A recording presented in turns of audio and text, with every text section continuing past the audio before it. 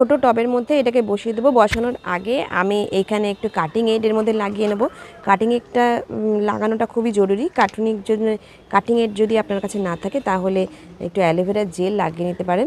এটা একটু লাগানোটা জরুরি, কারণ এতে তাড়াতাড়ি শিকড়টা বেরিয়ে যাবে। আমি খুব অল্প করে একটু ঢাকনায় নিয়ে নিলাম, এতে তাড়াতাড়ি এই গাছটার থেকে শিকড় বেরোবে। এইভাবে বসিয়ে দিলাম, আর একটু কাটিং এড এই টবের মাটিতেও দিয়ে দিলাম।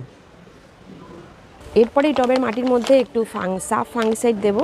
এটারও প্রয়োজন আছে, যাতে ফাঙ্গাস না লেগে যায়, এটারও প্রয়োজন আছে। খুব অল্প করে হাফ চামচ মতন সাফ ফাঙ্গিসাইড এর মধ্যে দিয়ে দেবো। টবের মধ্যে জল দিয়ে এবার এই টবটাকে আমি একটা ছায়া জায়গায় রেখে দেবো অন্তত 4-5 দিন। সন্ধ্যের পরে একটু ছাদে নিয়ে আসতে পারি, তবে দিনের বেলা একেবারেই ছাদে আনবো না, যাতে পাতাগুলো শুকিয়ে না যায়।